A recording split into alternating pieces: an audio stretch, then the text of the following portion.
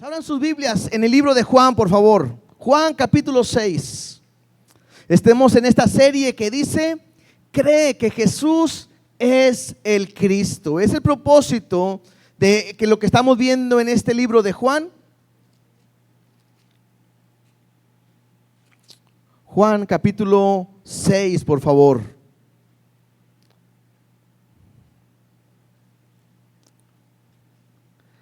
Dame un poquito más de retorno, un poquito más, porque sí, siento que mi garganta la estoy forzando.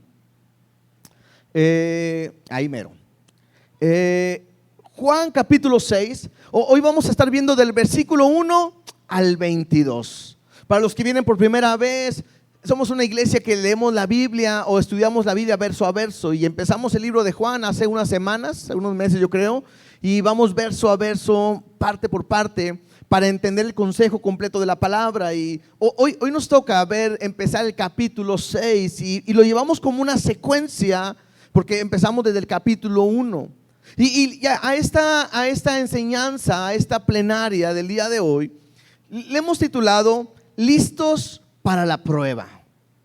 Listos para la prueba. Y es como quizás como pregunta, es como cuando llegas al salón y que llegas a clases y el maestro dice: saquen una hoja en blanco, examen sorpresa, ¿verdad? Y todos, ay, ni estudié, ni estaba preparado, ¿verdad? Bueno, no le voy a hacer preguntas de Juan, no se asusten, ¿verdad? Así se llama, porque vamos a ver cómo Dios trata con nosotros y cómo la prueba es parte de lo que Dios tiene para con nosotros, ¿verdad? Entonces, ¿por qué no oramos? Vamos a poner este tiempo en las manos de Dios y que Dios sea hablando en nuestras vidas. ¿Oramos?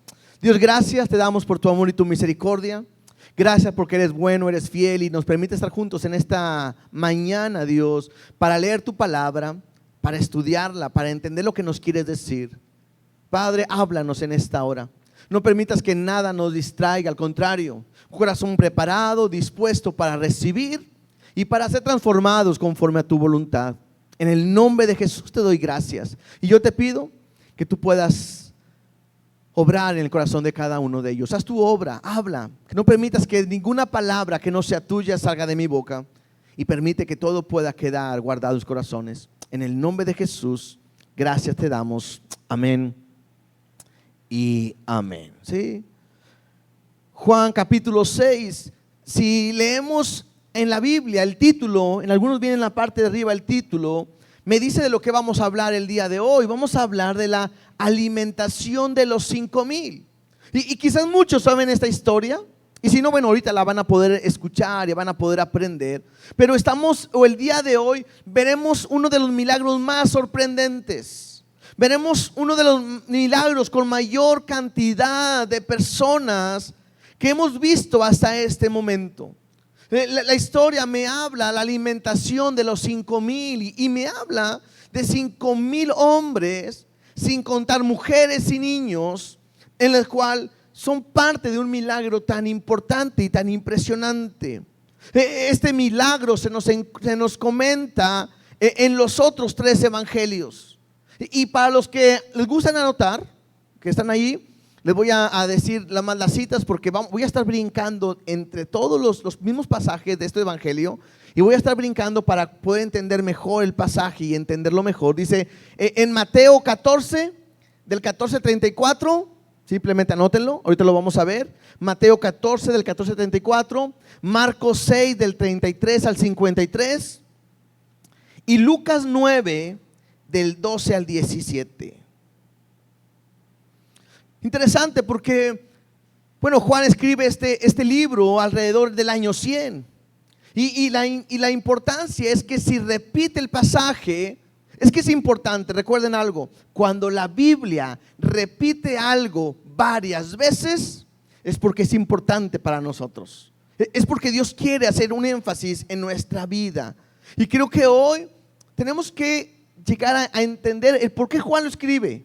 Y el propósito es para que creas que Jesús es el Hijo de Dios y creyendo puedas tener vida eterna. Así que hoy vamos a hablar en base de este punto. Vamos al versículo 1, vamos a empezar directamente. Dice Juan 6:1: después de esto, Jesús fue al otro lado del mar de Galilea, el de Tiberias. importante. Después de esto, ¿después de qué? Bueno, la semana pasada y antepasada estuvimos hablando de cómo Dios había sanado a un paralítico que tenía 38 años de haber estado enfermo y que no había quien lo sanase, no podía sanar porque no había quien le ayudase. Y de repente, dentro de quejas y todo, vemos cómo Jesús llega y hace una obra en su vida.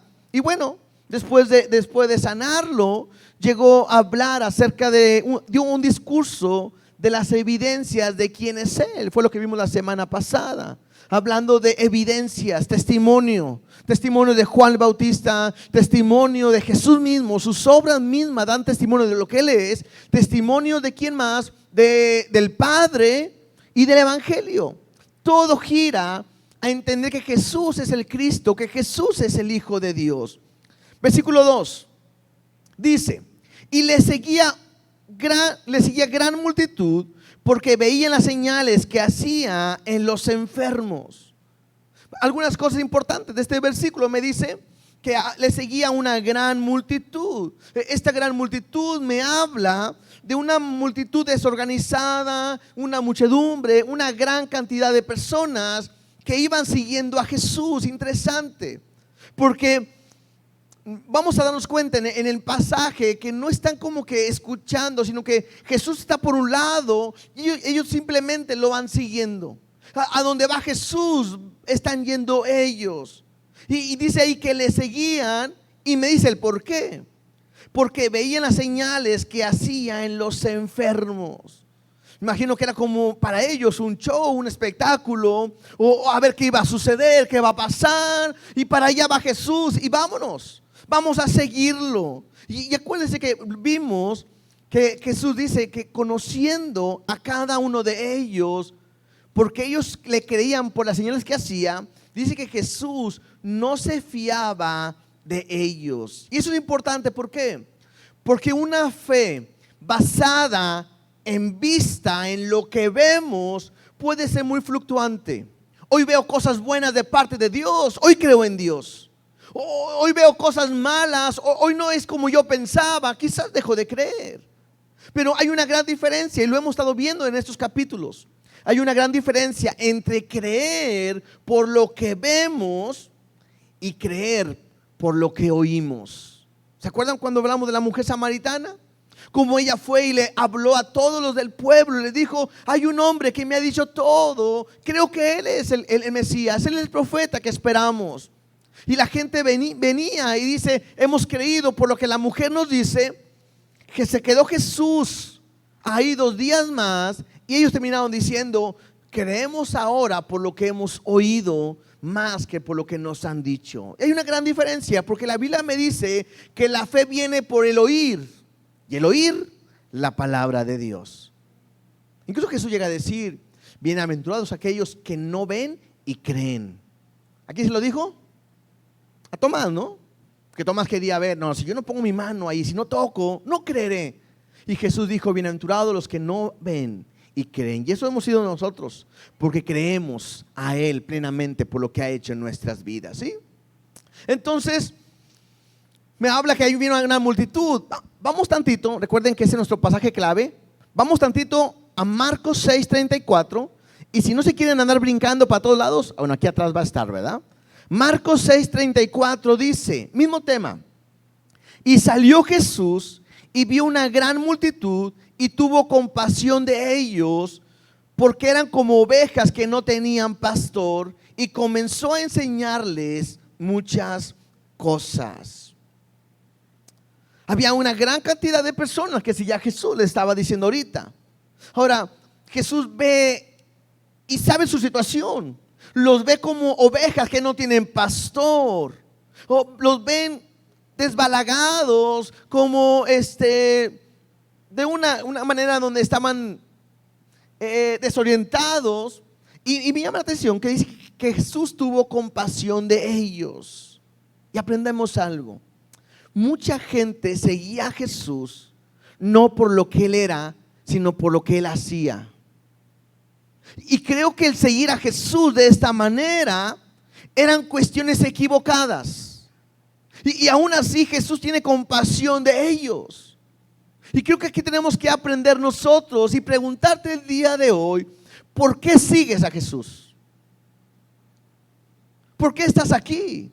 Algunos van a decir, bueno, pues porque me invitaron, yo ni quería venir. Pues, entra, pero bueno, eres honesto. Quizás otros van a decir, pues yo vengo aquí para que Dios me sane, o para que Dios ayude en mi matrimonio, o para que Dios me ayude en mi economía, o para que Dios me saque de mis problemas o de mi enfermedad. Yo no sé cuál es la necesidad que te ha traído aquí.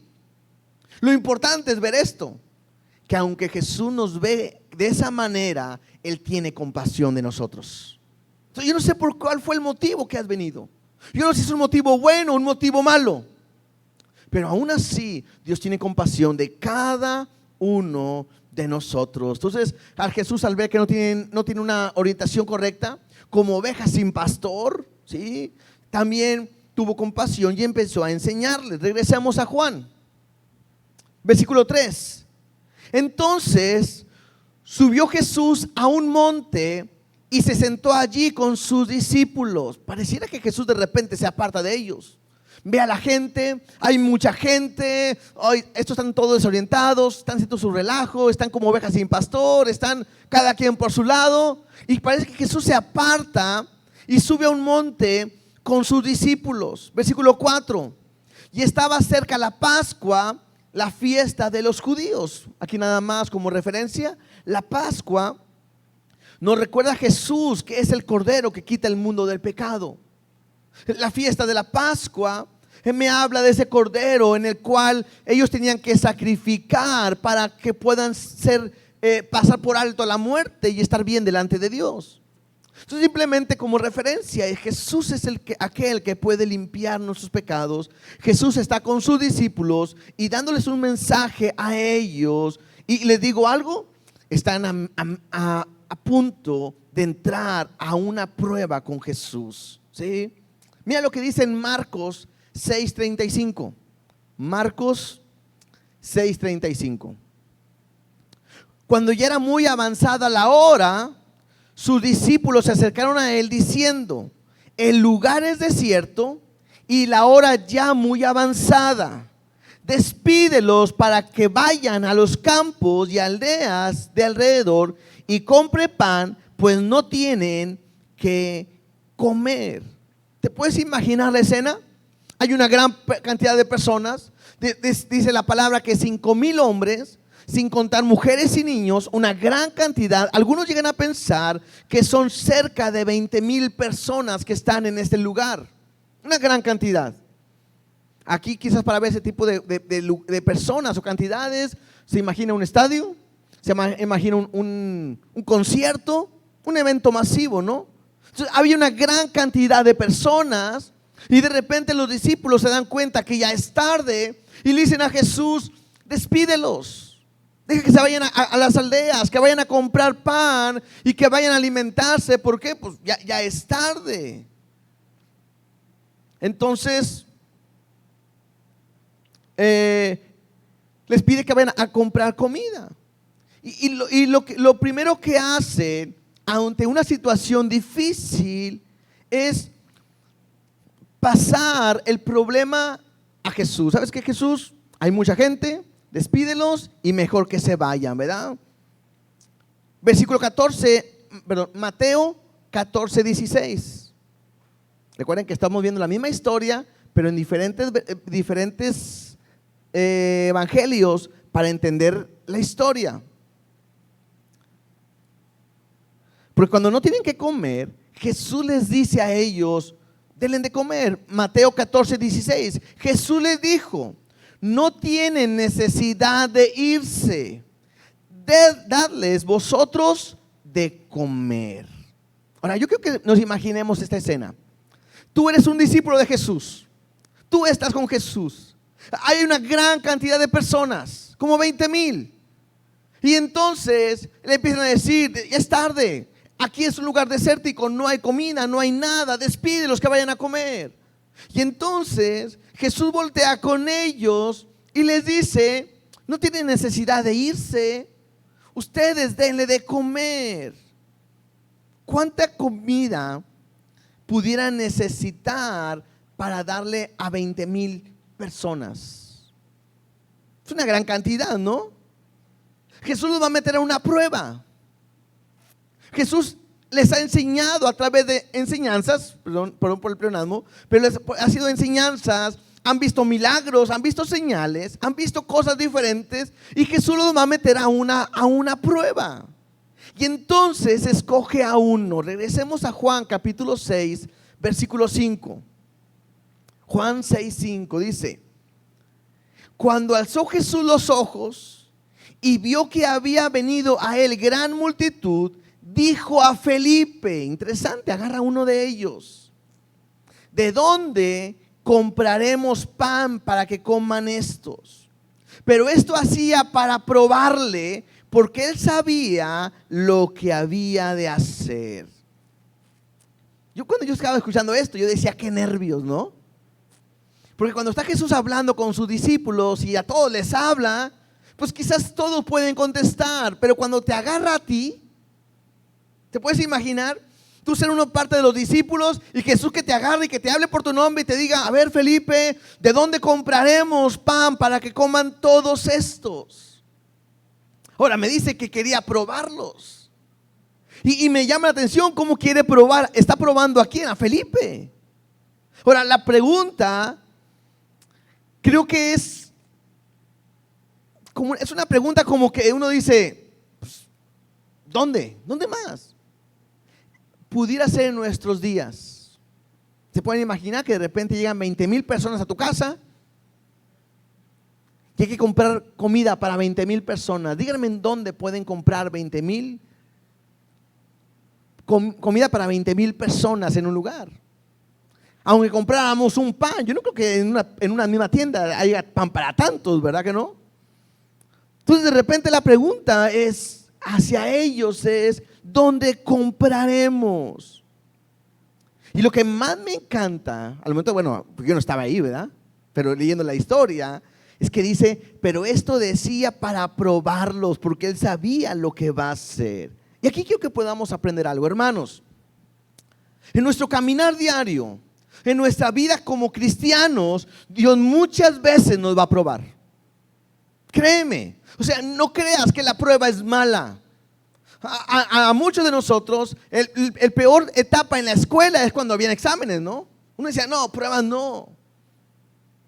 Bueno, llega un momento en nuestra vida cristiana en que Dios nos va a meter a la prueba. Y diferentes tipos de prueba. ¿Se acuerdan de una prueba como la de Abraham? Dice que Dios probó a Abraham con su hijo, cuando le pidió que le ofreciera a su hijo, el único al que él amaba.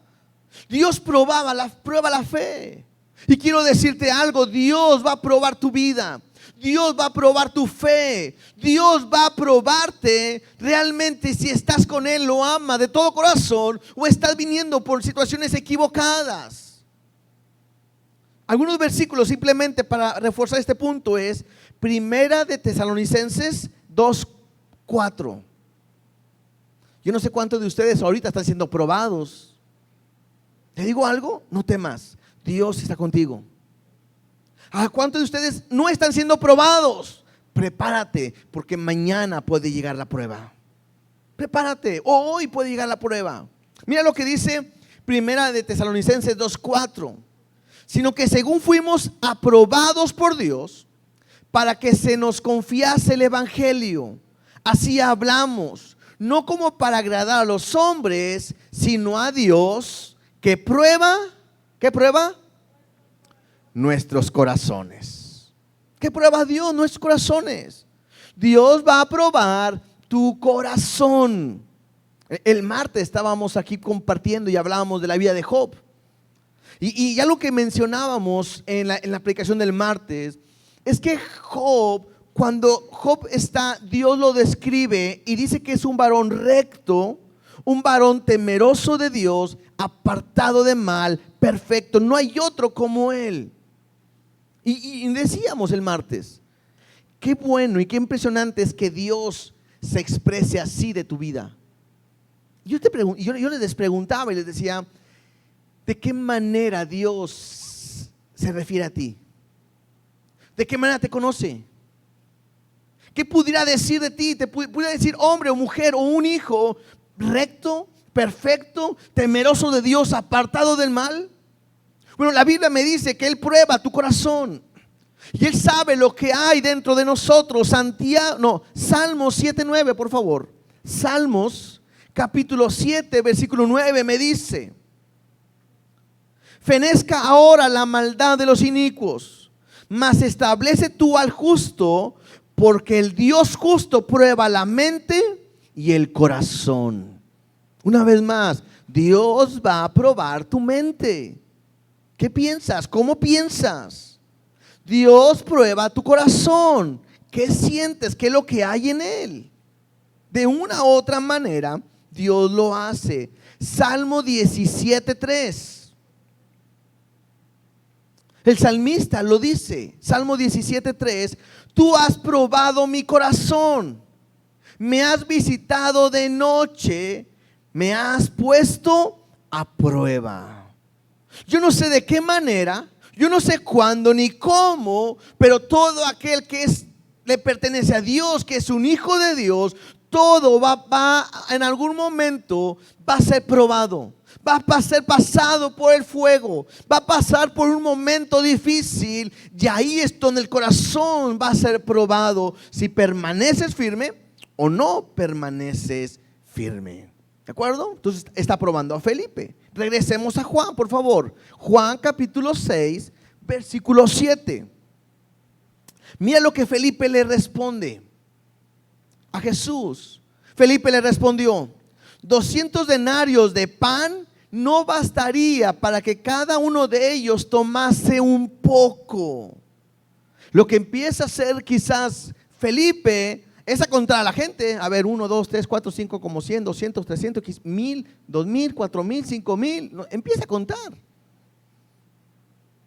Y él empieza a ver cuántos son. Lo primero que hace es contar quizás las personas. ¿Por qué? Porque lo segundo que hace es ver los recursos. Y luego dice: 200 denarios de pan no alcanzaría para que ellos pudieran comer un poquito. Y un denario un denario era el pago de un día de trabajo. 200, pues es casi que un año. O sea, son 365 días, ¿verdad? Pero bueno, menos. 200 días trabajados. 200 días pagados. Entonces, con 200 días pagados, 200 denarios, no alcanzaría para que todos comieran un poquito. Y yo puedo ver a Felipe viendo el problema, viendo su prueba y viendo sus recursos, y no cuadran. Ahora, ni modo que dijéramos que Jesús tenía un banco ahí o tenía mucho dinero, ¿no? El que se encargaba de la bolsa, el tesorero, ¿quién era? Judas. ¿Y qué hacía Judas de repente? Tomaba de ahí, bueno, pues aquí agarro, ¿verdad? Entonces, de ahí tomaba. Pero Jesús muchas veces dijo que el Hijo del Hombre no tenía nada. Alguna vez que iban a tener que pagar impuestos, le dijo a Pedro: saca un pez y de ahí paga eso, y se acabó. O sea, no tenían tanto dinero. A lo que voy es que ellos, o Felipe en este caso, no tiene recursos, no sabe qué hacer. Y entonces sale otro ahí al desquite, versículo 8. Y uno de sus discípulos, Andrés, hermano de Simón Pedro, le dijo: aquí está un muchacho que tiene 5 panes de cebada y dos pececillos, mas ¿qué es esto para tantos? Ahí está, de repente entra otro, quizás al desquite con Felipe, y trae a una persona que trae algunos panes, unos pececillos. Quizás no sabe para qué lo trae, pero lo encuentra. Y entonces le dice a Jesús: aquí hay un hombre, un muchacho que tiene esto. Pero una vez más se enfoca en lo que hay y dice: ¿qué es esto para tantos? ¿Qué es esto que tenemos? Si es mucha gente y no le podemos dar. Y vemos una vez más, los discípulos están enfocados en el problema, Los discípulos están enfocados en los recursos, que son los panes y peces, pero se les olvida estar enfocado en Jesús. Se les olvida quién es el que está delante de ellos. Ahora, algo importante, de este muchacho no se nos dice nada. Algunos llegan a decir y son comentarios que su mamá le mandó lonche, ¿verdad? Órale, mijo, órale, lleve lonche. Algunos.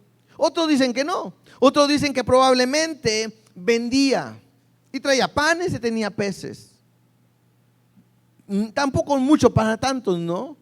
La Biblia no me dice y no vamos a caer en que si era una cosa u otra. Pero lo que sí podemos resaltar en esta situación es que el muchacho está con Jesús, pero lo más importante, que este muchacho le da los recursos a Jesús. Yo te pregunto, andas en el desierto, es noche, desértico, traes hambre, tienes panes y peces,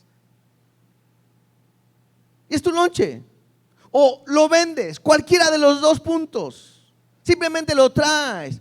Y hay mucha gente que viene con el maestro y te piden que le des los panes y peces. ¿Qué harías?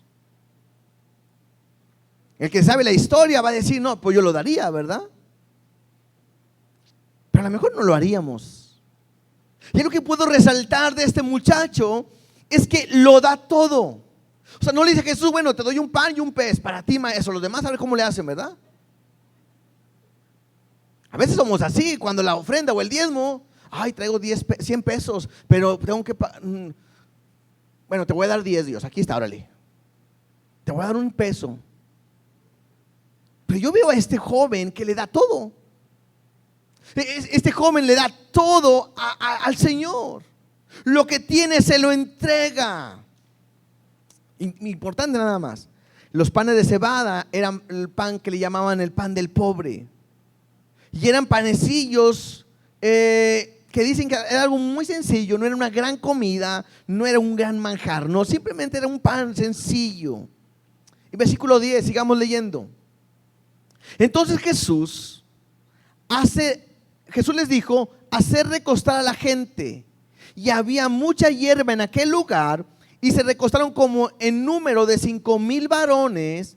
Y tomó Jesús aquellos panes y habiendo dado gracias los repartió entre los discípulos y los discípulos entre los que estaban recostados, asimismo de los peces cuanto querían.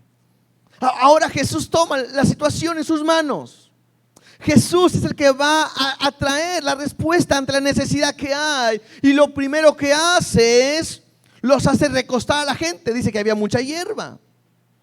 Y entonces, creo que puedo aprender, que dice el Salmo 23:1, Jehová mi pastor y nada me faltará. Versículo 2, en los lugares de delicados pastos me hará descansar. Bueno, creo que por ahí va la enseñanza. Jesús los hace recostar, Él es nuestro pastor, nada nos falta.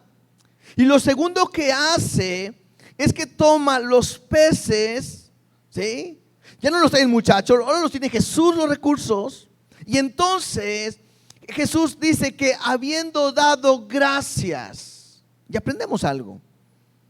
La provisión del alimento, ¿quién lo da? ¿Qué tenemos que hacer con los alimentos que Dios nos da? Dar gracias, ¿no? Dar gracias, tenemos que dar gracias a los alimentos. Y a veces lo digo simplemente, cuando oramos por los alimentos, no, los alimentos, la oración de los alimentos no es para que les quite los virus, las bacterias, el cólera, el esto, y que nos caigan bien a nuestros cuerpos. No es para eso. La oración tampoco es, Dios, me voy a comer esta hamburguesa, permite que no me engorde, ¿verdad? Tampoco es para eso. Quisiéramos, Dios, me voy a comer este pastel de chocolate, pero que no me engorde, ¿verdad? También, no. La oración por los alimentos es para darle gracias a Dios por su provisión. Eso es.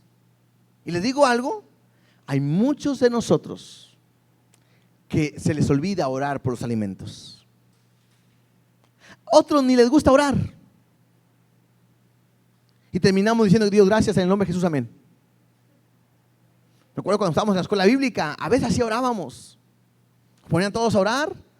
Y había unos que también, error, ¿sí? No es bueno que empiecen de repente a orar, Dios, te pido por los alimentos, bendícelos, santifícalos. Y bueno, estos llévaselos a los hospitales y llévaselos a los que están en la cárcel. Y te pido por África. Y hay como media hora de oración por los alimentos, ¿verdad? Y cuando alguien está orando así, yo después de cuando se sale de dar gracias, yo me pongo a comer. Ya cuando termine de orar el hermano en tomar su tiempo de oración, pues ya que coma, ¿verdad? Pero uno tiene que decir, Dios, gracias por tu provisión, gracias por tu amor, gracias porque has sido fiel, porque me permites tener un alimento en la mesa, el poder comer, participar. Claro, con gusto podemos participar y compartir con los que tú nos quieras traer o dar, pero y oramos, bendice que todos tengan alimento y todo en el nombre de Jesús, amén. Una oración sencilla, pero de gratitud. Lo que hace Jesús es orar, es dar gracias. Y creo que, bueno, en Lucas, por ejemplo, mira, en Lucas 9:16, del mismo tema, Lucas 9:16 dice: y tomando los 5 panes y los 2 pescados, levantó los ojos al cielo, los bendijo y los partió y dio a sus discípulos. Y esto hace referencia. Jesús está enseñando de que todo lo que recibimos viene de los cielos, de parte de Dios. Santiago 1:17, Santiago 1:17 dice: toda buena dádiva y todo don perfecto desciende de lo alto. Si tú necesitas que Dios te provea algo, Él lo va a hacer. Jesús agarra los panes, los peces, los bendice, empieza a multiplicarlos. ¿Sí? Versículo 12. Regresamos a Juan. Juan 6:12. Y cuando se hubieron saciado, dijo a sus discípulos: recoged los pedazos que sobraron para que no se pierda nada. Recogieron pues y llenaron 12 cestas de pedazos que de los 5 panes de cebada sobraron a los que habían comido. Esto es difícil de explicar. ¿Se acuerdan cuando vimos la historia de que el agua que se convirtió en vino de la boda de Caná? Quizás no vemos cómo sucede. Jesús le dice a los siervos: llenad esas tinajas. Y cuando las llenaron, les dijo: ahora sí, agarren de esa agua y llévense al maestresala. Y cuando lo prueban, el maestresala se queda asombrado y dice: todos dan el mejor vino al principio y al final se da el otro. Pero tú has preparado el mejor vino para el final, hablando de la calidad de lo que Jesús había hecho. Pero a la vista no se dieron quizás cuenta. Simplemente sabían que habían puesto el agua ahí y que ahora ya era vino. Bueno, ahora yo no sé cómo pueden hacer. Jesús agarra el pan y lo empieza a partir. Y empieza a partir. Y empieza a partir. Y empieza a partir. Y empieza a partir. Y no sé si le dijo a sus discípulos: ayúdenme, agarra aquel y pártelo. Yo no sé la escena. Yo no sé si de repente nada más aparecieron cestas, sino que él empezó a partir y aparece la comida. Algo increíble, algo que cada quien pudiera imaginárselo a su manera, o a lo mejor nunca lo habías pensado de esta manera. Pero empiezan a llenarse y empiezan a repartir, y todos comieron hasta que se saciaron, no un poco, hasta que se saciaron, y todavía dice que recogieron 12 cestas de pedazos. Y esto me habla del poder de Dios. Esto me habla del cuidado de Dios que tiene para su pueblo. Y también esto me habla de la provisión que Dios da. Y aprendamos algo: Dios siempre da y da en abundancia. Cuando estaba estudiando esto, yo decía: ay Dios, a veces uno piensa, ¿qué tipo de don te gustaría tener? ¿Qué don, qué ministerio te gustaría tener? Y a veces decimos: ¿quién quisiera tener el don de profecía? Y levantan la mano, ¿no? ¿Quién quisiera tener el don de sanidad? Levantan la mano. ¿Quién quisiera tener el don de revelación? Levantan la mano. A mí me encantaría tener este don de multiplicar la comida. ¿Por qué? Porque mis hijas comen cada vez como si me odiaran. Y creo que no soy el único, ¿no? Imagínate comprar nada más. No, tráeme un pan nada más, con eso lo van a comer todos. Papá, pero somos 10. Gloria a Dios. Dios me dio este don. Ten, llévale para la vecina también. A tu abuelita, órale, va. Tráeme una pizza. Sí, ahorita vamos a repartir para todos. Hermano, lo invitamos a la iglesia, ¿verdad? Tenemos un convivio. Queremos que nos multiplique la comida. Bueno, Jesús lo hace. Jesús lo hace y está mostrando su poder. Jesús está mostrando quién es ahora importante. Jesús no es un showman que quiero que vean los milagros que yo hago. No. Jesús está probando, pero lo hace porque tuvo compasión de la gente. Él sabe lo que la gente necesitaba y en ese momento era alimento. Y te digo algo, Dios sabe de lo que tú necesitas. Tiene cuidado de ti, no te dejará y te cumplirá todo lo que tú necesitas, conforme, claro, a su voluntad. Él siempre va a proveer todo. Aprende algo, recuerda algo, están en una prueba. Jesús los puso a prueba, denle de comer, no pueden.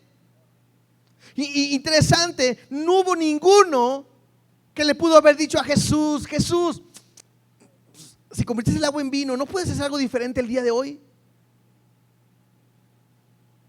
Y te digo algo importante.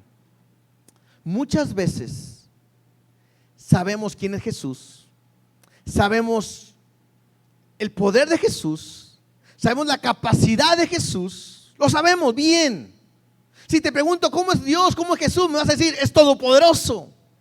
Pero muchas veces no lo sentimos capaces de ayudarnos en nuestra necesidad y en mi problema. ¿No es cierto?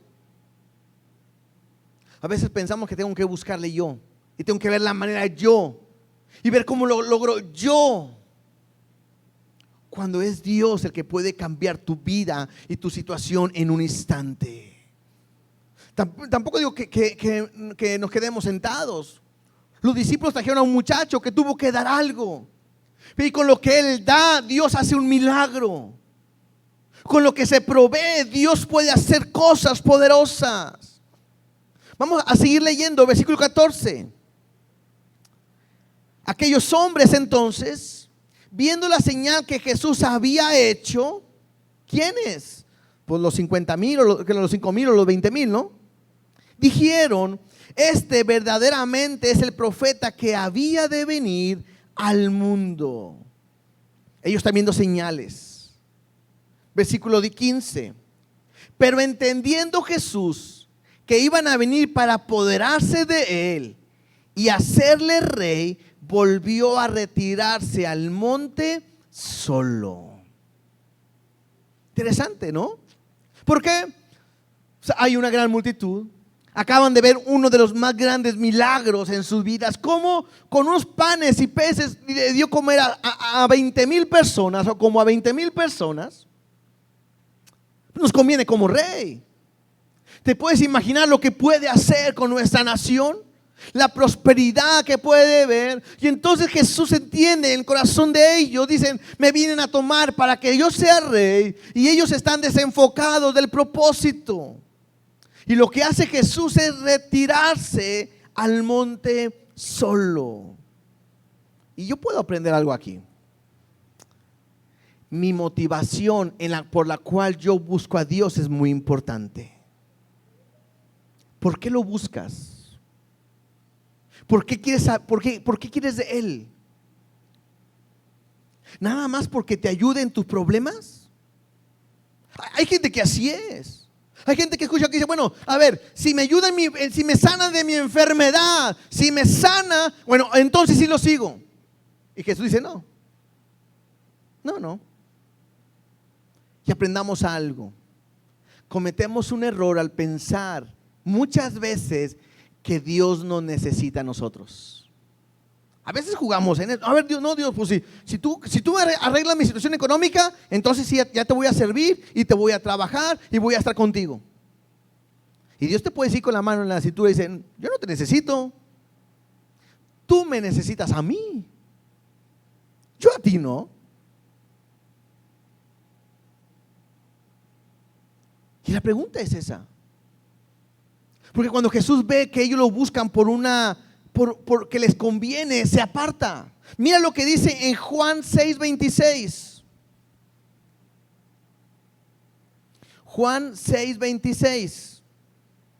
Respondiendo Jesús le dijo: de cierto os digo, o sea, clarísimamente o de verdad te lo estoy diciendo, que me buscáis no porque habéis visto las señales, sino porque comisteis el pan y os saciaste.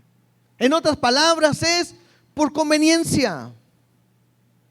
Y te voy a decir algo: aunque a todos nos conviene seguir a Jesús, hay una gran diferencia en venir a Él por amor, por necesidad, que por una cuestión de sacar beneficio. Yo esto lo pongo más o menos como cuando alguien se casa por intereses económicos.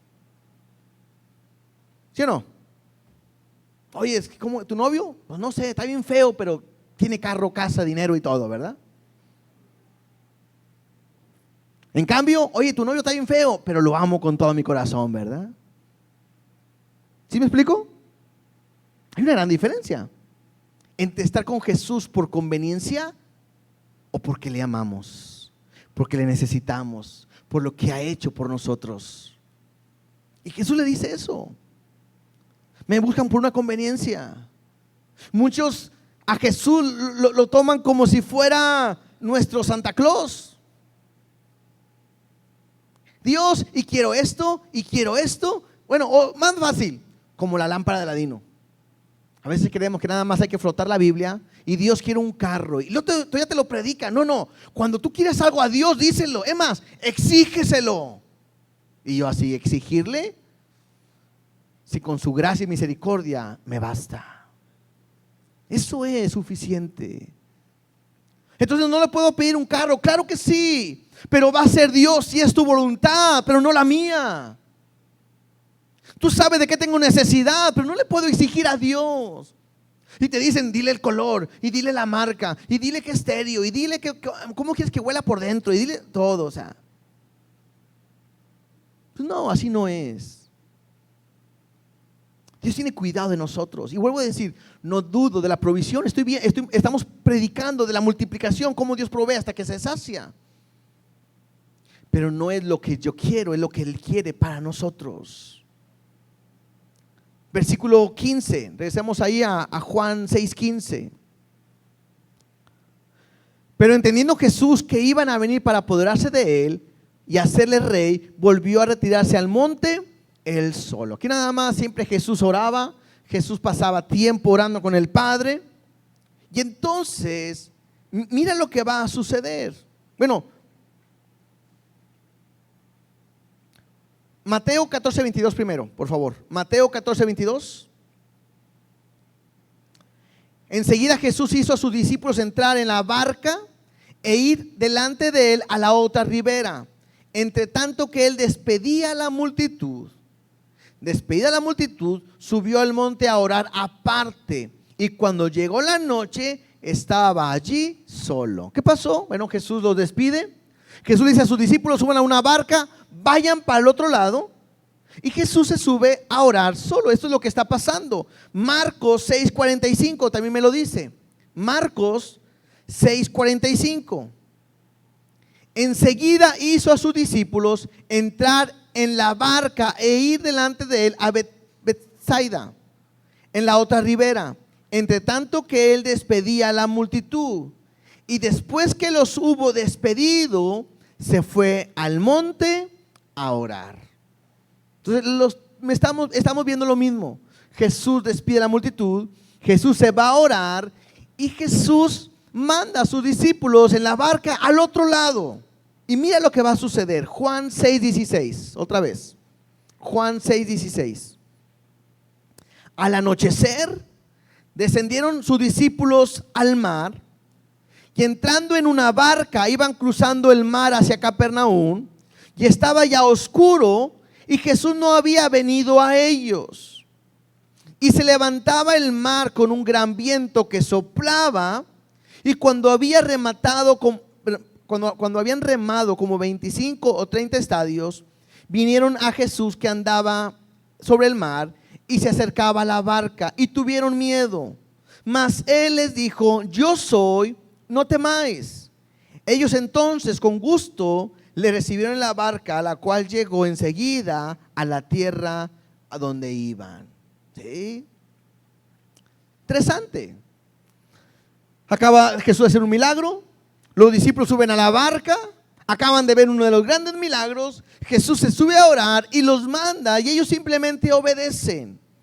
Pero me dice que cuando ellos estaban en la barca, Jesús se retira a orar. ¿Por qué creen que Jesús se retira a orar? Yo me imagino que por sus discípulos. ¿Por qué? Dice Mateo 14, 22. Dice: enseguida Jesús hizo a sus discípulos entrar en la barca e ir delante de él a la otra ribera. Lo que está a punto de hacer Jesús es ponerles un examen a sus discípulos después de una enseñanza. Esta historia que estamos viendo me muestra la enseñanza y luego el examen. La primera fue una prueba, la alimentación. Jesús acaba de hacer un milagro y les acaba de demostrar lo poderoso que es. Ahora los va a meter a una prueba solitos. Y te digo esto, ¿por qué? Porque prepárate. Dios, después de enseñarte, te va a meter a una prueba solito. Pero no te va a dejar solo, no te preocupes. ¿Sí? Dice en el versículo 18 de Juan 6. Y se levantaba del mar un gran viento que soplaba. Yo no sé cuántos les gusta el mar. Yo no sé cuántos han estado en el mar y que esté el mar picado. Pero si ver el mar picado en las escenas, en la televisión, en las películas, o incluso en la orilla del mar y ver picado el mar, es algo increíble, ¿no? ¿Te puedes imaginar estar ellos en una barca y que vino un gran viento que soplaba y se movía? Yo me imagino que todo. Aquellos discípulos acaban de ver un milagro, vienen contentos, vienen llenitos de la panza, ¿verdad? Panza llena, corazón contento.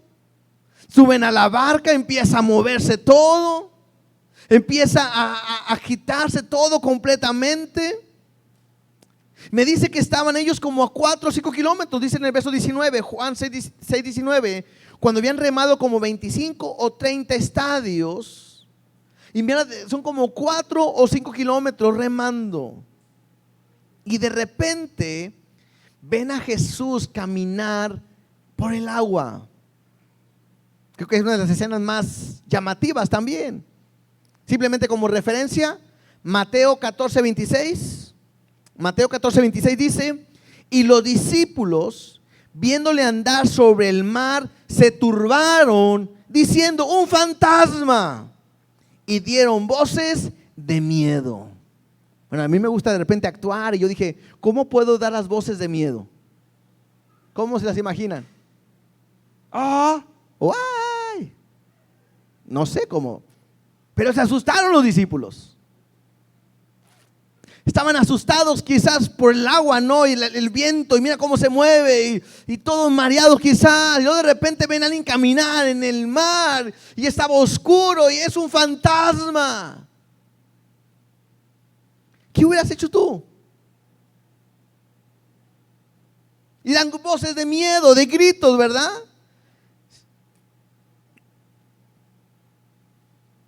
Y me dice, incluso en Marcos 6 me dice que todos lo vieron a Jesús, que venía. Verso 20, Juan 6, 20. Mas él les dijo: yo soy, no temáis. Ahora, más importante, para nosotros la palabra o la frase yo soy no nos dice mucho, ¿verdad que no? ¿Quién anda ahí? Yo soy. Ah, está bueno. No me dice nada. Porque pudo haber sido yo soy el fantasma, ¿verdad? Pues no. Pero para ellos la frase yo soy era muy importante. Cuando Dios manda a Moisés que liberte a su pueblo de Egipto, y le dijeron, si me preguntan quién me mandó, ¿qué les voy a decir? Y él les dice, les vas a decir, el yo soy me ha enviado.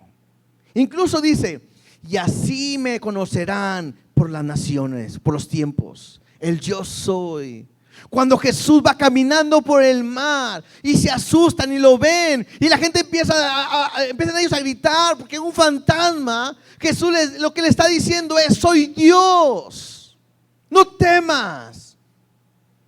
Y creo que eso es importante en nuestra vida. ¿Por qué? Porque a lo mejor hoy estás viviendo como si estuvieras en la barca con fuertes vientos que están golpeando tu vida, con problemas, con dificultades, con necesidades que te hacen moverte para un lado y para otro, y que te hacen asustarte y gritar y decir no podemos, estoy desesperado. Quizás te han dicho estás desahuciado de una enfermedad, quizás vas a perder tu casa, tu trabajo, recursos, no sé, tu matrimonio, tu familia, tus hijos, tus padres, no lo sabemos.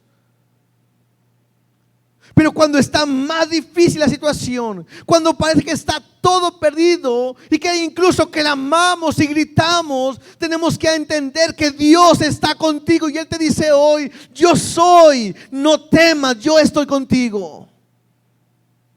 No sé cuál es tu problema, pero Dios nunca te va a dejar ni te ha dejado, aunque a veces sientas que vas solo. Pero Él dice, yo soy, no temas. Y entonces Juan no me platica esto, interesante, pero mira lo que me dice en Mateo. Vamos a Mateo 14:28. Juan no me lo dice, pero Mateo sí pone énfasis en este punto y dice, Mateo 14:28, entonces le respondió Pedro y dijo, Señor, si eres tú, manda que yo vaya a ti sobre las aguas. Y él le dijo, ven. Y descendiendo Pedro en la barca, andaba sobre las aguas para ir a Jesús. Valiente, ¿no, Pedro? Porque está Jesús caminando y dice, a ver, si eres tú, Señor, deja que yo también vaya y camine. Y luego dice, pero al ver el fuerte viento tuvo miedo y comenzándose a hundirse dio voces diciendo, Señor, sálvame. Al momento Jesús, extendiendo la mano, asió de él y le dijo, hombre de poca fe, ¿por qué dudaste? Y cuando ellos subieron a la barca, se calmó el viento. Interesante. La mayoría de nosotros somos muy dados a criticar a Pedro y decir, ay, Pedro miedoso, ¿verdad? La mayoría decimos, ay, Pedro, pues ya ibas caminando, ¿por qué dudaste? Pero la pregunta que yo pudiera hacerte el día de hoy es, si tú fueras de los discípulos, tú hubieras dicho, Dios, Jesús, si eres el Señor, yo quiero caminar también. ¿O hubieras sido de los que se quedaron callados y nada más vieron? A mí me encanta la valentía de Pedro.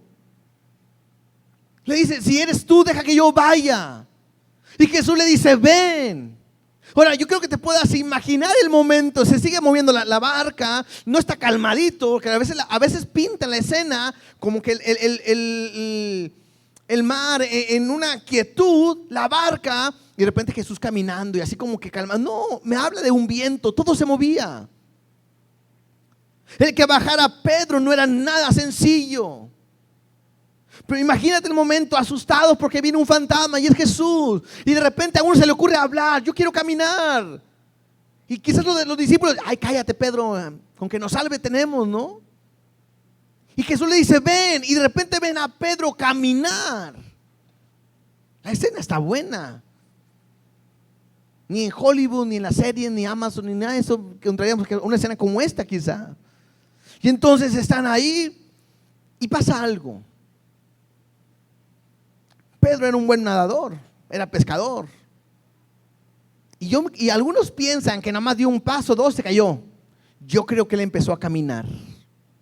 Porque si cuando empezó a hundirse hubiera estado a 2 pasos de la barca, quizás nada más se voltea y trata de tomarse de la barca. Pero no, creo que caminó más, avanzó. El problema que dice que empezó a ver el fuerte viento. Empezó a ver cómo se movían las olas. Empezó a mover su entorno y eso lo llevó a tener miedo y a empezar a descender. Y Jesús le llega a recriminar y le dice: hombre de poca fe, ¿por qué dudaste? Y es lo mismo que te puede pasar el día de hoy. Pones tu confianza en Dios. Le has dicho: a ver, Dios, si tú estás conmigo, quiero caminar en fe. Y vas caminando en fe, pero de repente empiezas a ver el problema, los vientos, la situación, la circunstancia, y te está llevando a dudar de lo que Dios te ha dicho. Hay una gran diferencia, hermano. El saber que Dios está contigo cuando no tienes problemas, es fácil decir amén. ¿Cierto o no? Pero cuando hay un problema tan difícil, el saber que Dios está contigo no es tan fácil a veces decir amén. Y a veces dice: siento que estoy solo. Siento que Dios me ha dejado.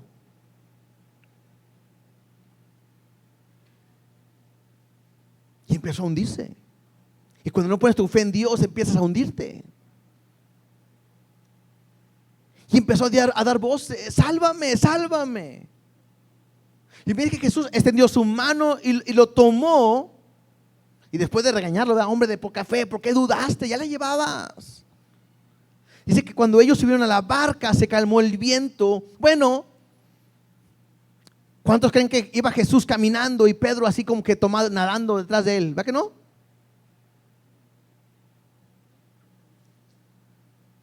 Creo que Pedro se agarra de Jesús y se regresa caminando por el mar, por el agua. Y vuelvo a decirte: lo que Dios te ha prometido lo va a cumplir. ¿Qué tienes que hacer? Tómate de su mano el día de hoy. Tómate de él, agárrate, abrázalo. Él te va a ayudar que las cosas que son imposibles se hagan posibles. Lo que crees que ya no es posible para ti, ya no puedes más, Dios lo puede hacer en tu vida. Pero necesitas tomarte de él. Y se calmó el viento. Y si leemos el versículo 21 de Juan 6, 21, dice: ellos entonces con gusto le recibieron en la barca, la cual llegó enseguida a la tierra a donde iban. Y aquí podemos ver 4 milagros rapidito. Primero, Jesús camina sobre las aguas. Primer milagro. Segundo milagro, Pedro camina sobre las aguas. También es un gran milagro, ¿no? Tercero, se calmó la tempestad cuando subieron a la barca. Y la cuarta milagro, llegaron cuando faltaba tiempo para llegar a la orilla. Al subir a la barca ya habían llegado. Yo me imagino la escena hay de dos. Jesús manda a sus discípulos y se va contento y dice: les voy a poner una prueba, examen. Y sube y habla con el padre y dice: papá, vamos a probarlos. Y pasa ese viento y todo lo que pasa. Dios lo estaba planeando para enseñarle algo a sus discípulos. O la segunda, Dios le dice a Jesús: mándalos, vamos a probarlos. Y lo que hace Jesús es que los manda obedeciendo y se sube a orar por ellos. Dios, que pasen la prueba. Papá, que permanezcan firmes. Papá, que no caigan. Intercediendo por ellos. Y te digo algo, creo que lo que el Espíritu Santo hace hoy por nosotros: intercede por ti, clama por ti, para que cuando venga la prueba permanezcas firme, para que cuando venga el momento difícil puedas tener victoria. El martes hablábamos algo bien importante: adorar a Dios en medio de la prueba también es importante. Porque a veces pensamos que la adoración es un símbolo de victoria. Estamos en victoria, adorémosle. No.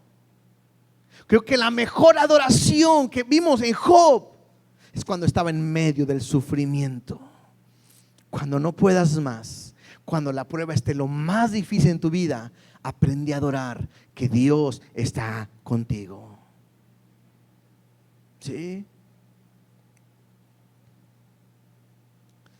Ponte de pie, por favor. ¿Me ayudan, muchachos? Hay una enseñanza donde saben que el oro, no un cotorro, el oro, ¿verdad? El metal, ¿qué tienen que hacer para purificarlo? Pues pasarlo por el fuego. Entre más se ha pasado por el fuego, es más puro. Quitan todas las impurezas y es más puro.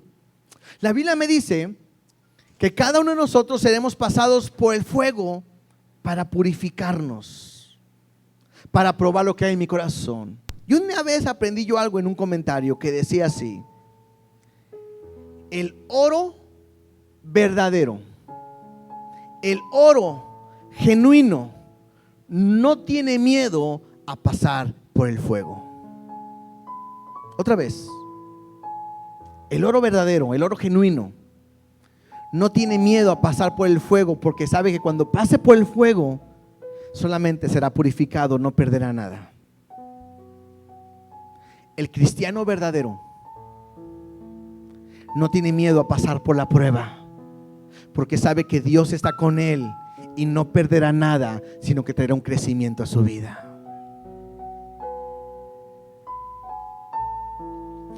Dios te va a pasar por el fuego. ¿Estás listo para la prueba? Llega un momento donde los discípulos están solos, pero Jesús está orando por ellos. Los discípulos están en un momento difícil y Jesús va a su encuentro. Uno se está ahogando y Él lo saca con su mano. El mismo Dios es el que está contigo el día de hoy.